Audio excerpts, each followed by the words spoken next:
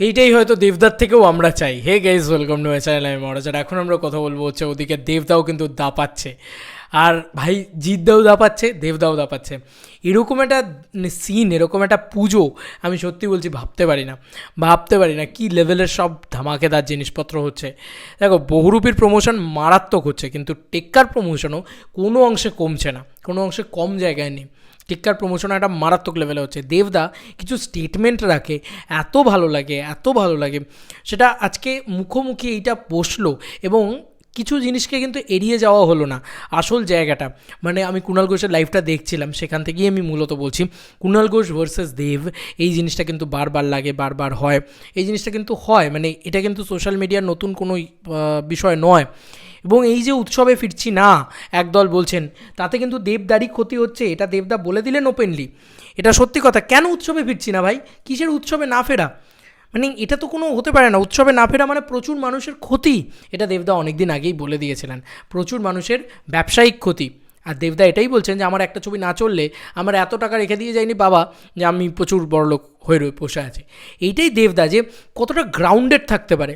এবং মিঠুন চক্রবর্তীর বক্তব্যটাকে নিয়ে যেভাবে বলেছেন, এটা তো সত্যি কথা। মিঠুন চক্রবর্তী একজন অসামান্য অভিনেতা, এবং আমার যেটা মনে হয় যে পলিটিশিয়ান মিঠুন চক্রবর্তীর থেকে দেবদা হয়তো অভিনেতা মিঠুন চক্রবর্তীকে বেছে নিয়েছিলেন।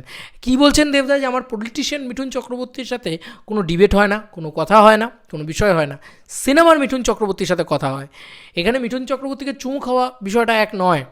তো এই যে কুণাল ঘোষের সাথে এই বিষয়টা নিয়ে দেবদা বসলেন, এটা খুব একটা মারাত্মক ইনোভেশন, মারাত্মক আইডিয়া, মারাত্মক কী বলে মানে একটা দারুণ দারুণ দুর্দান্ত একটা আলোচনা, যেটা টেক্কা ছবির জন্য আলাদাভাবে ওয়ার্ক করবে।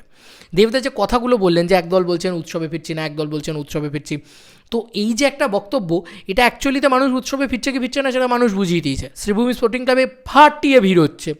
বাংলা সিনেমা দেখে নিও, হাউসফুল করে লোকে দেখবে, ঠিক আছে? ওইসব ফালতু কথা তো বলে লাভ নেই।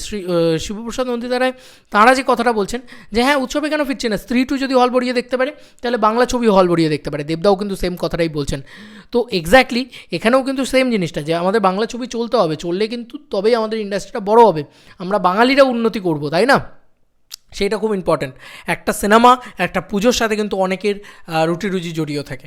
এবং মিঠুন চক্রবর্তীকে নিয়েও দেবদা যে স্টেটমেন্টগুলো দিলেন, অসামান্য, অনবদ্য, অতুলনীয়, এটা নিয়ে কোনো সন্দেহ নেই। ঘাটাল মাস্টার প্ল্যান, এইটাকে নিয়ে দেবদা যেভাবে কথা বললেন, মানে সত্যি কথা বলছি, এতগুলো পলিটিক্যাল দিক নিয়ে কথা বলছেন, অথচ টেক্কা নিয়ে কথা বলছেন। টেক্কা একটা পলিটিক্যাল ছবি, কিন্তু কুণাল ঘোষ নিজে বলছেন যে তার ভালো লেগেছে।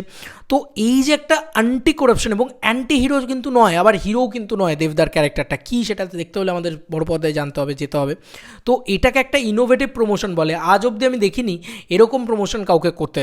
ভাই দেবদার চিরকাল হেটার্সদেরকে লাভার্সে পরিণত করে এসছে। দেবদাই প্রথম যে ইউটিউবারদেরকে নিয়ে একটা গোটা একটা চ্যাট সেশন বা একটা কথোপকথন এসব করার কিন্তু কথা দেবদাই প্রথম ভাবে। মনে করে দেখো, কিরণ দত্ত প্রথম, বা দ্য বঙ্গাই, তাকে নিয়ে কিন্তু দেবদাই প্রথম হইচই আনলিমিটেডের প্রমোশন করে। সেটাই কিন্তু হিউজ একটা ভিউজ পায়, এবং সেটাই প্রথম মানে সেরকমভাবে একটা ইয়ে করা। এবং দেবদার চিরকাল যত হেটাররা দেবদাকে নিয়ে যখন করেছে, তাদেরকে নিয়ে কিন্তু দেবদা পরবর্তীতে ছবি করেছে বলছি, প্রমোশন করেছে। তো দেবদা এটা চিরকাল প্রমোশনের বাপ বলা হয়, প্রমোশনের কিং বলা হয়, সেটা কিন্তু দেবদা করে দেখালেন। এটা তো সত্যি কথা, এটা নিয়ে কোনো সন্দেহ নেই। এবং এই প্রমোশনটা সলিডভাবে ওয়ার্ক করবে। না, দেবদা কিন্তু কোনোভাবে টিএমসি টানতে চাইছেন, বিজেপি টানতে চাইছেন, বা সিপিএম টানতে চাইছেন, বা কংগ্রেস টানতে চাইছেন, এমনটা নয়। দেবদা সবাইকে টানতে চাইছেন, কারণ দেবদা একজন সুপারস্টার সবার আগে। তো সেই কথাটা সবথেকে বড় কথা। রাজনীতির ডেফিনেশনটা কী? মানুষের জন্য লড়া, মানুষের ভালো কাজ করা। এইটা দেবদা যেভাবে বললেন না, এত ভালো লাগলো, বিশ্বাস করো। মানে এই রকম একটা পার্সনকে তো ভাই পলিটিক্সে চাই, এটা তো সত্যি কথা। তোমাদের আর কি মতামত এই ভিডিওটাকে নিয়ে জানিও কমেন্ট সেকশনে। পারলে দেব আর কুণাল ঘোষের লাইভটা দেখো, দেবের স্টেটমেন্টগুলো দেখো, দেবের কথোপকথনগুলো দেখো, কত ভালো লাগবে, তোমরা জাস্ট বুঝতে পারবে। চলো বন্ধুরা, নতুন কোনো ভিডিওতে দেখা হবে, ভাই।